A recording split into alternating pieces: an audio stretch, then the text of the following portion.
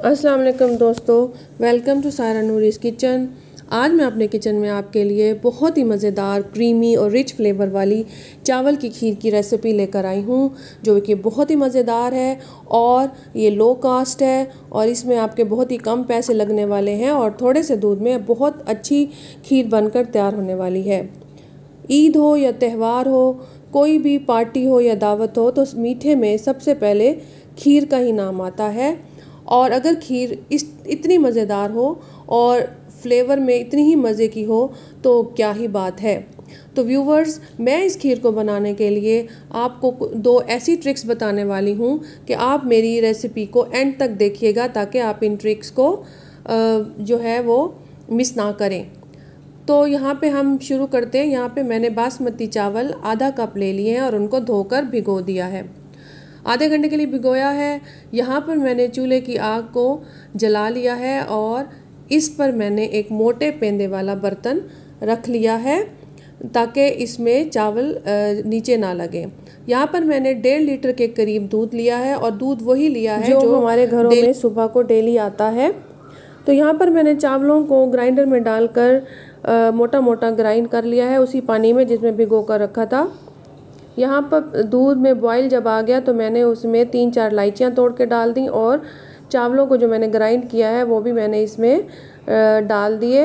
और यहाँ पर मैंने फ्लेम को हाई किया हुआ है, ताकि जब मैंने इसमें चावल की पेस्ट डाली है तो उससे जो दूध है वो उसमें ठंडक हो जाती है, ताकि वो दूध जो है वो दोबारा से अच्छी तरह से बॉयल हो जाए और इसमें इलायचियाँ जो तोड़ के डाली हैं उसका भी अच्छी सी फ्लेवर आ जाए और उसका खुशबू उसकी आ जाए।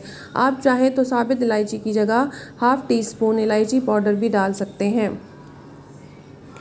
तो यहाँ पर मुसलसल इसमें मैं चम्मच चलाऊंगी, ताकि चावल जो है वो और दूध भी बर्तन के तले में या पेंदे में ना लगे और अच्छी तरह से जो है वो बॉयल हो जाए और चावल जो है वो इसमें अच्छी तरह से फूल जाए।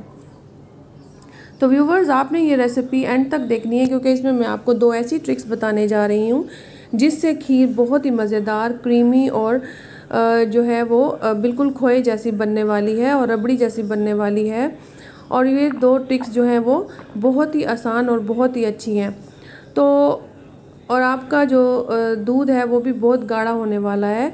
तो यहाँ पर दूध जो है वो अच्छी तरह से बॉयल हो गया है, चावल पकना शुरू हो गए हैं और चावल जो है वो फूलना शुरू हो गए हैं। तो इस तरह से हमने इसमें थोड़ी थोड़ी देर के बाद चम्मच चलाना है और यहाँ पे हमने फ्लेम को भी लो कर देना है, क्योंकि यहाँ पे दूध अच्छी तरह से उबलने लगा है और गाढ़ा भी होने लगा है और चावल भी फूलने लगे हैं। तो हमने लो फ्लेम पर पकाना है, क्योंकि अगर हम इसको हाई फ्लेम पर पकाएंगे तो चावल भी कच्चे रह जाएंगे और जो है दूध भी उबल कर नीचे गिर सकता है और चावल नीचे भी लग सकते हैं।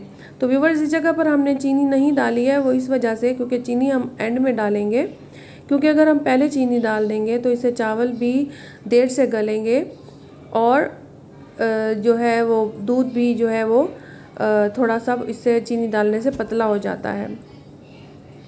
तो यहाँ पे हम मुसलसल अब चम्मच चलाते रहेंगे और जब यहाँ पे जो चावल जो है वो हमारे गाढ़े फूलने लगेंगे और दूध गाढ़ा होने लगेगा, तो फिर हम उसमें अपना जो नेक्स्ट स्टेप है, जो हम दो ट्रिक्स आजमाने वाले हैं, वो इसमें हम आजमाएंगे।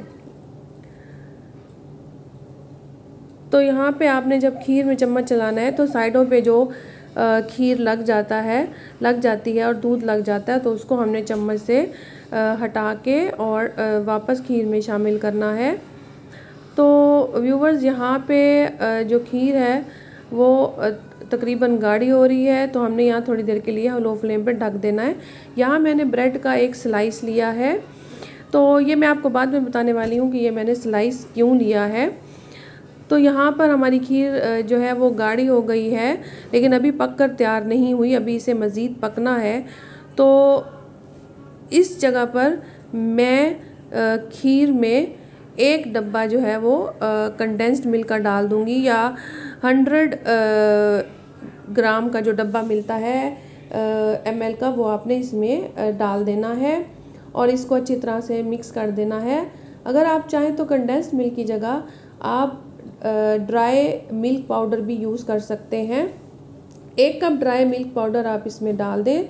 खुश्क दूध जो है वो 1 कप आपने इसमें डाल दें कंडेंस्ड मिल्क की जगह, तो इससे भी वही फ्लेवर आएगा जो कि कंडेंस्ड मिल्क से आता है। बिल्कुल खोए वाला और रबड़ी वाला टेस्ट इसमें आने वाला है। अब इस जगह पर मैं इसमें चीनी डाल दूँगी जब हमारी खीर तकरीबन पकने वाली है। तो क्योंकि हमने कंडेंस्ड मिल्क डाला है तो वो मीठा होता है, तो इसलिए चीनी यहाँ पे आप अंदाजे के मुताबिक डालें। मैंने यहाँ पे 1 कप जो है वो चीनी डाली है। अगर आप ज़्यादा मीठा खाना पसंद करते हैं तो आप उसमें अपने ज़रूरत के मुताबिक हस्बे ज़ायक़ा चीनी शामिल कर सकते हैं। तो अब हमने यहाँ पे भी मुसलसल चम्मच चलाना है ताकि चीनी जो है वो अच्छी तरह से खीर में मिक्स हो जाए। और चीनी डालने से जो दूध है वो थोड़ा पतला हो जाता है। तो यहाँ पर हमने खीर को उस वक्त तक पकाना है जब तक कि खीर हमारी जो है वो दोबारा से गाढ़ी ना हो जाए और जो चीनी मेल्ट होने से जो चीनी ने पानी छोड़ा है वो ड्राई ना हो जाए और खीर हमारी अच्छी तरह से दोबारा से गाढ़ी ना हो जाए। तो यहाँ पर जो है वो दूध या खीर जो है वो हमारी अच्छी तरह से गाढ़ी होने लग गई है।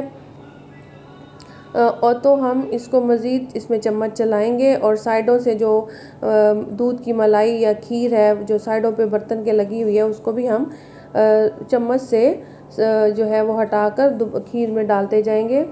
इस जगह पर मैंने वो जो आपको ब्रेड दिखाई थी उसको अच्छी तरह से मिक्सचर में चूरा करके उसको मैंने खीर में शामिल कर लिया है।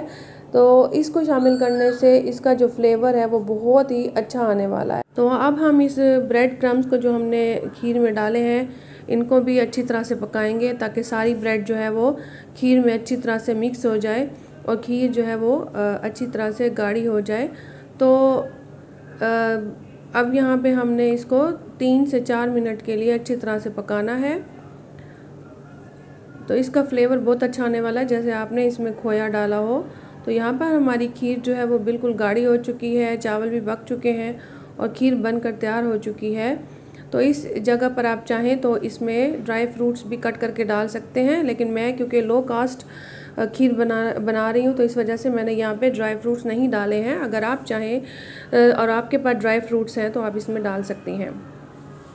और 2-3 मिनट के पकाने के बाद आप इसके नीचे से फ्लेम बंद कर दें। तो यहाँ पर हमारी खीर तैयार है और अब मैं इसके नीचे से फ्लेम बंद कर दूँगी और इसको ठंडा होने दूँगी। तो व्यूवर्स, अगर आपको गरम गरम खीर पसंद है तो आप इसको ऐसे ही इंजॉय कर सकते हैं, लेकिन खीर जो है उसको वो ठंडी ही खाने में मज़े की लगती है। तो यहाँ हम खीर को ठंडा होने देंगे और उसके बाद हम उसको सर्व करेंगे। तो व्यूवर्स, अगर आपको मेरी रेसिपी अच्छी लगे तो आप मेरे चैनल को ज़रूर सब्सक्राइब कर दें और वीडियो को लाइक और शेयर भी कर दें। और जो रेसिपी मैंने बताई है बिल्कुल इसी तरीके से अगर आप चावल की खीर बनाएंगे तो आपकी खीर बहुत ही अच्छी और टेस्टी और जायकेदार बनेगी और सब लोग उंगलियां चाटते रह जाएंगे और आपकी बहुत ज़्यादा तारीफ़ करेंगे। तो व्यूवर्स, यहाँ पर हमारी खीर बिल्कुल तैयार है। तो अब हम खीर को थोड़ी देर के लिए ठंडा होने देंगे और नीचे से आग बंद कर देंगे। जब हम खीर को ठंडा होने देंगे तो वो ज़रा गाढ़ी हो जाएगी। तो इसकी जो कंसिस्टेंसी है वो बिल्कुल ठीक है। हमारी खीर जो है वो इतनी ही पतली होनी चाहिए जितनी कि ये आपको नज़र आ रही है।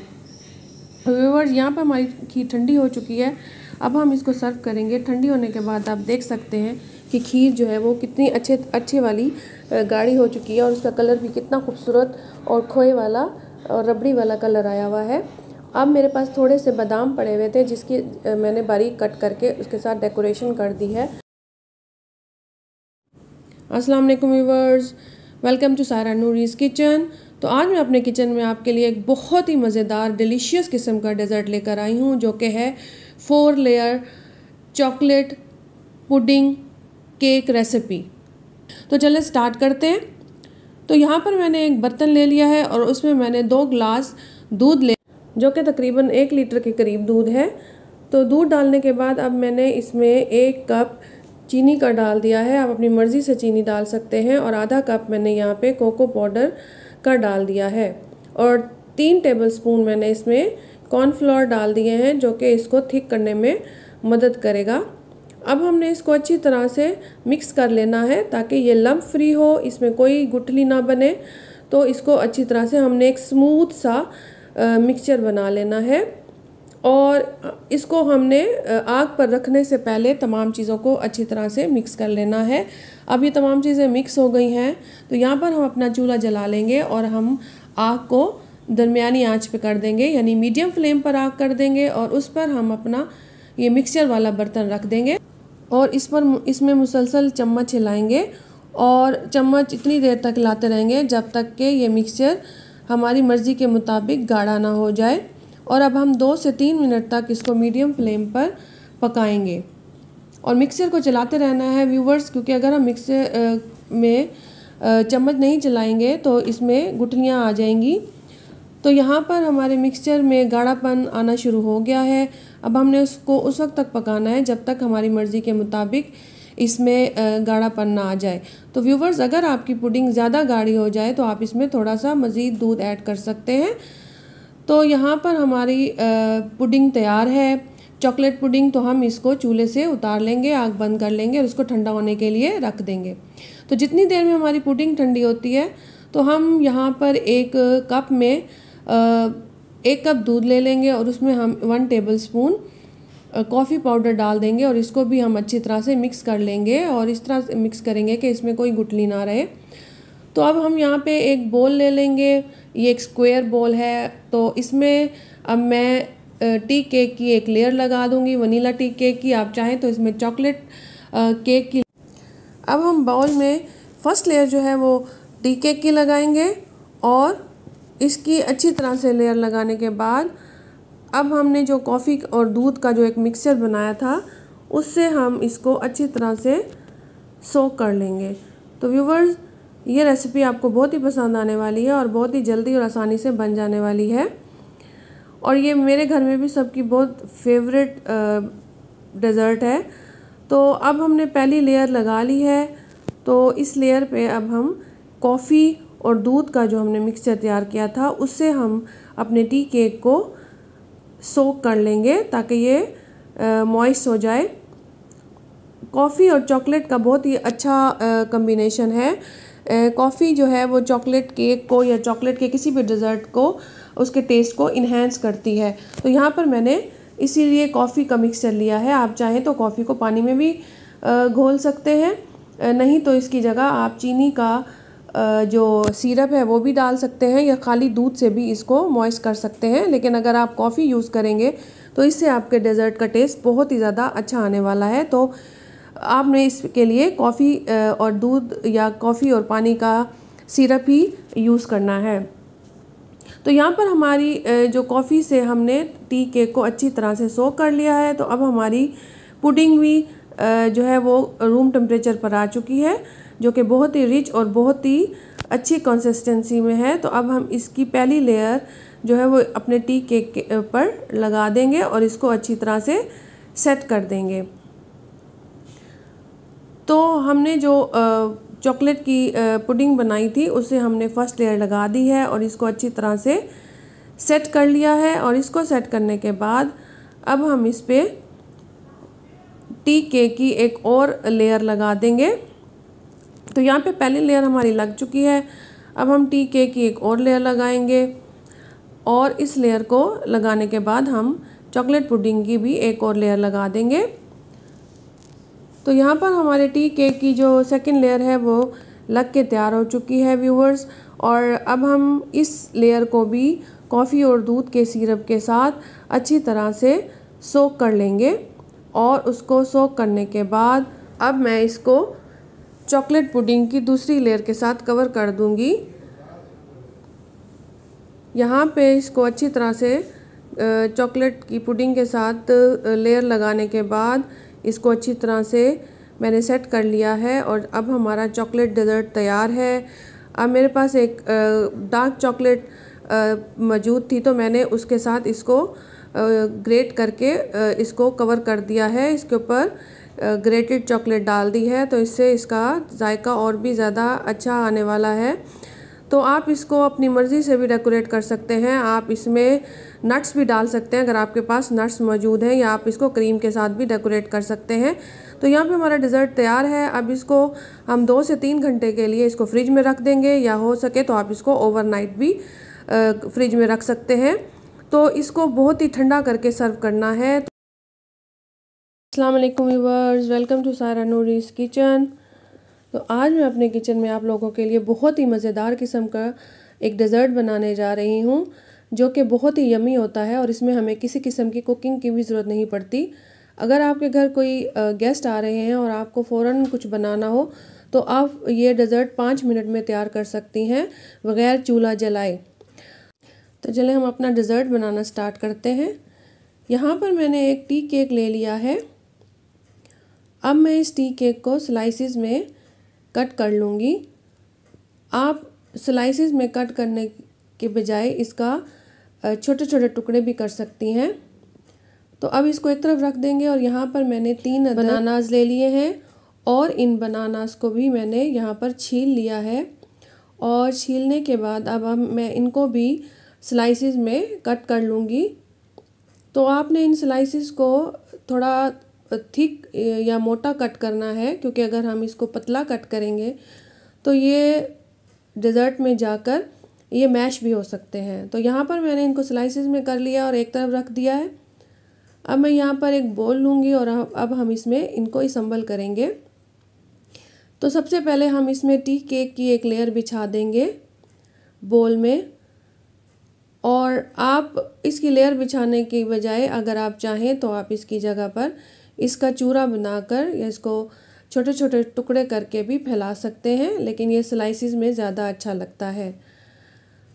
तो स्लाइसिस रखने के बाद अब हम इसको दूध के साथ इन स्लाइसिस को थोड़ा मॉइस्ट कर लेंगे ताकि इनमें थोड़ी सी सॉफ्टनेस आ जाए और जब हम इनको खाएं तो ये खाने में बहुत सॉफ्ट से लगे। तो अब दूध से मॉइस्ट करने के बाद अब हम इसके ऊपर जो बनाना के स्लाइसिस कट किए थे वो उसकी एक लेयर लगा देंगे, और सारी लेयर लगाने के बाद हम इसको थोड़ी देर के लिए रेफ्रिजरेटर में रख देंगे ताकि ये ठंडे हो जाएं और बनानास भी हमारे काले ना हो। और इतनी देर में हम एक मिक्सचर तैयार करेंगे जो कि हमने इनके ऊपर स्प्रेड करना है। तो यहाँ पर मैंने एक बोल ले लिया है और इस बोल में मैंने 1 कप क्रीम ली है, जो कि मैंने टेट्रा पैक की क्रीम ली है। आप घर की क्रीम भी ले सकते हैं और व्हिपिंग क्रीम भी ले सकते हैं, जो कि 200 ml का है।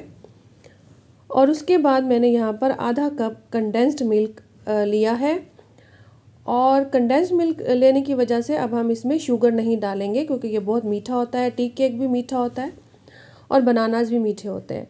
तो अब हम इन दोनों चीज़ों को बीट कर लेंगे। हमने इनको सिर्फ मिक्स करना है। हमने इसकी जो है इतना बीट करना है कि ये सिर्फ क्रीमी फॉर्म में आ जाए, और हमने इसको बहुत ज़्यादा गाढ़ा या थिक नहीं करना है। तो बस इतना बीट करना है कि ये दोनों चीज़ें अच्छी तरह से वेल कंबाइन हो जाएं। तो अब हमने रेफ्रिजरेटर से वो बोल निकाल लिया है जिसमें हमने टी केक और बनानास की लेयर लगाई थी, और अब हम कंडेंस्ड मिल्क और क्रीम का जो मिक्सचर है उसको इसके ऊपर पोर कर देंगे। तो व्यूवर्स, ये इतना यमी डेज़र्ट होता है कि जब आप जिसको भी खिलाएंगे तो उसका दिल नहीं भरेगा और वो खाता ही जाएगा। इसका फ्लेवर भी बहुत मज़े का होता है। बनानास, कंडेंस्ड मिल्क और क्रीम का जो कॉम्बिनेशन है वो बहुत मज़े का है। आप इसे ज़रूर ट्राई कीजिएगा।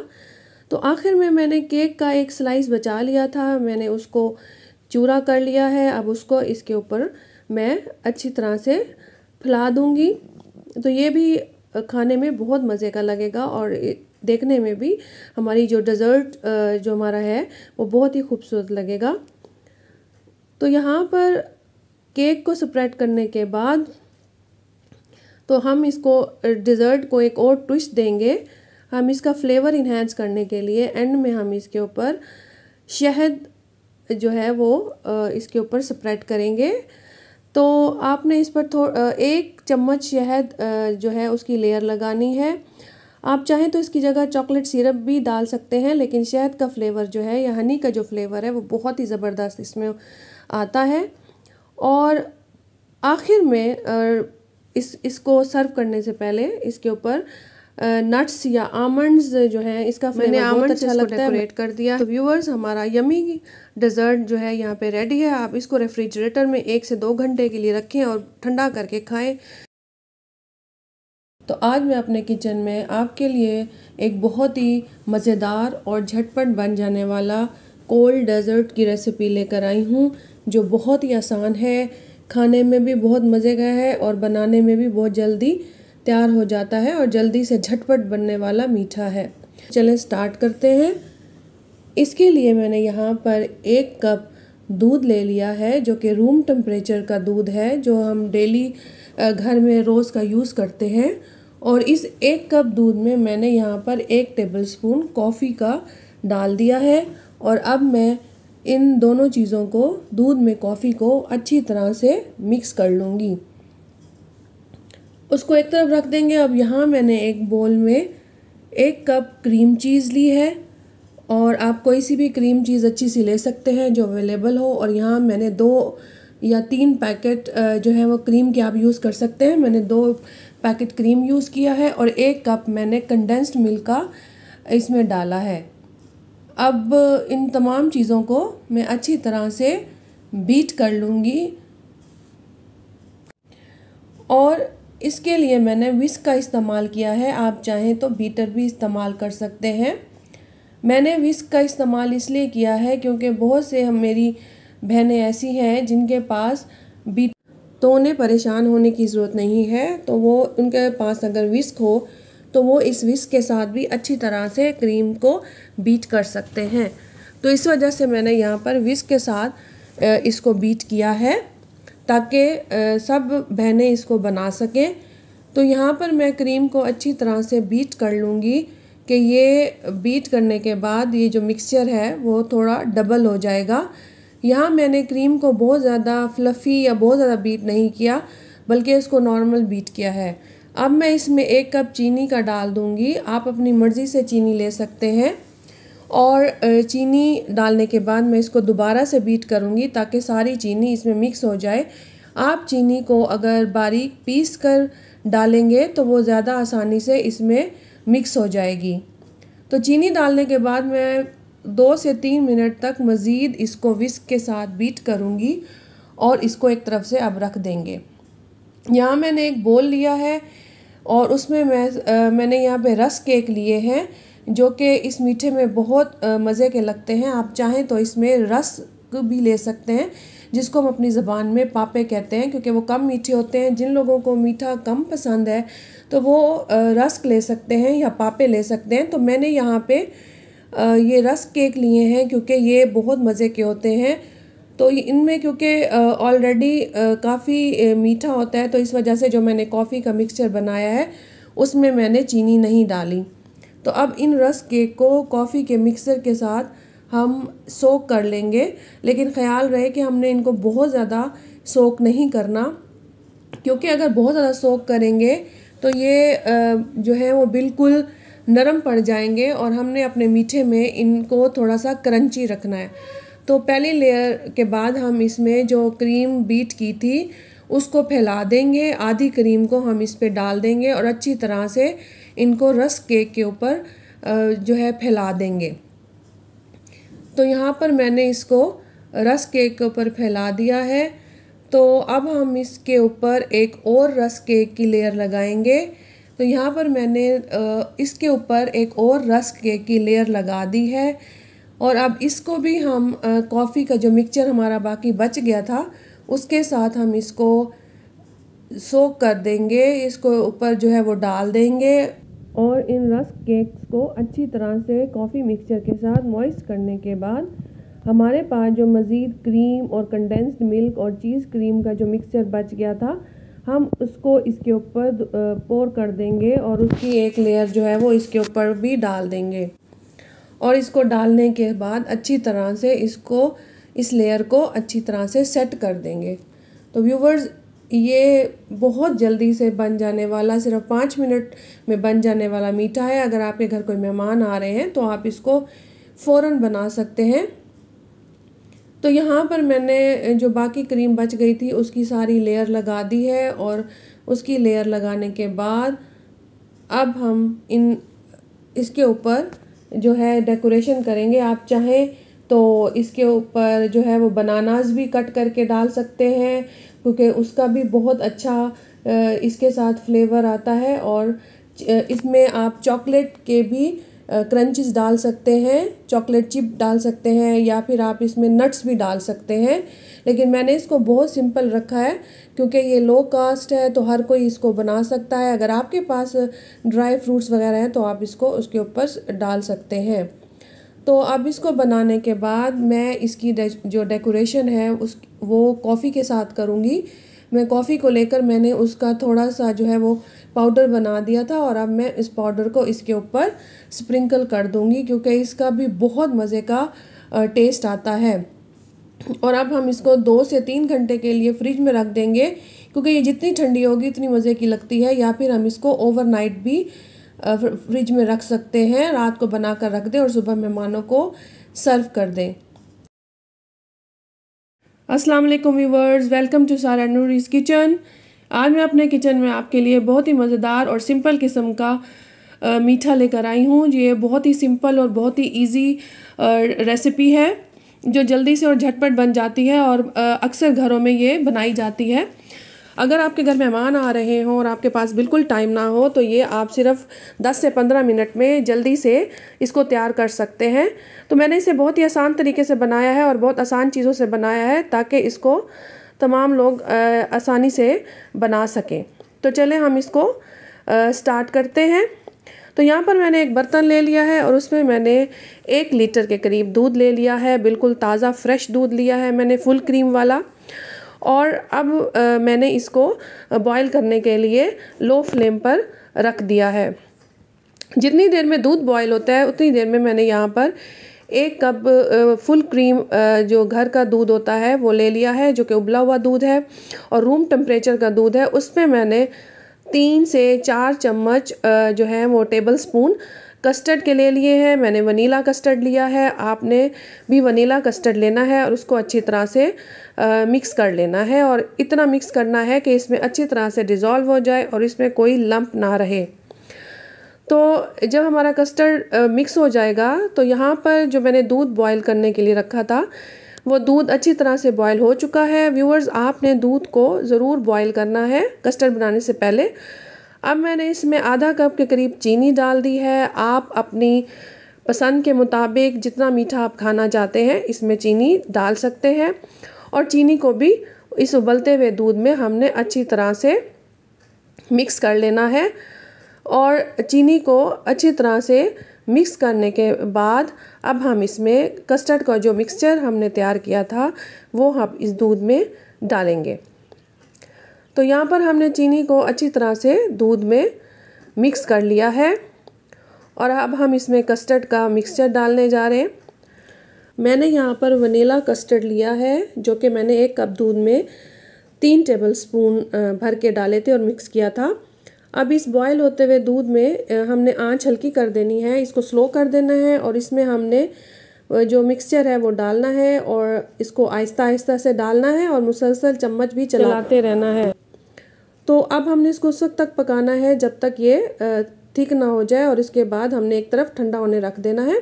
अब हम जेली बनाएंगे। जेली बनाने के लिए मैंने एक बर्तन में 1 कप बॉयल वाटर लिया है, यानी उबलता हुआ पानी मैंने लिया है और उसको बर्तन में डाला है। और यहाँ पर मैंने 1 पैकेट बनाना जेली का लिया है। आप अपनी मर्ज़ी से भी कोई सी भी जेली ले सकते हैं और चाहे तो 2 से 3 कलर जेली के भी ले सकते हैं। मैंने यहाँ पे सिर्फ 1 जेली इस्तेमाल की है। अब इसको भी हम मिक्स करके अच्छी तरह से ठंडा होने रख देंगे। यहाँ पर मैंने एक टी केक ले लिया है और उसको मैंने क्यूब्स की शक्ल में कट कर लिया है। आप इसको स्लाइसेस में भी कट कर सकते हैं, ये आपकी अपनी चॉइस है। मैंने क्यूब्स की सूरत में इसको कट कर लिया है। अब हम एक बोल लेंगे। अब हम इसमें तमाम चीज़ों को असम्बल करेंगे। यहाँ पर मैंने केक के क्यूब्स डाल दिए हैं। उसके बाद फ्रूट्स में मैंने यहाँ पे बनाना लिया है और एप्पल लिए हैं। मैंने 2 सेब लेकर उनको क्यूब्स की शक्ल में काट लिया है, वो इसमें डाल दिए हैं। मैंने 4 अदद बनानास लिए थे, उनको भी मैंने कट करके स्लाइसिस में इसमें डाल दिया है। आप अपनी मर्ज़ी से फ्रूट्स ले सकते हैं और ज़्यादा इसमें ग्रेप्स भी डाल सकते हैं और आप इसमें कीवी भी डाल सकते हैं, अनार भी डाल सकते हैं। तो मैंने ये 2 फ्रूट्स लिए हैं और ये ज़्यादातर घरों में आजकल अवेलेबल होते हैं। अब हम इसके ऊपर कस्टर्ड डाल देंगे जो कि ठंडी हो चुकी है। कस्टर्ड की लेयर्स लगाने के बाद यहाँ पर मैंने 2 पैकेट्स क्रीम के ले लिए हैं। ये टेट्रा पैक की क्रीम है और उसको मैंने अच्छी तरह से बीट कर लिया है।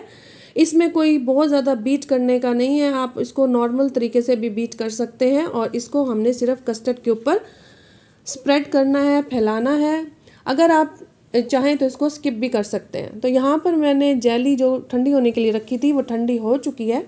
मैंने इसको मुकम्मल तौर पर नहीं ठंडा किया, आप चाहें तो इसको मुकम्मल तौर पर जमा कर इसको क्यूब्स की शक्ल में कट कर सकते हैं, जिसके लिए आपको इसको 40 मिनट्स के लिए फ्रिज में रखना पड़ेगा।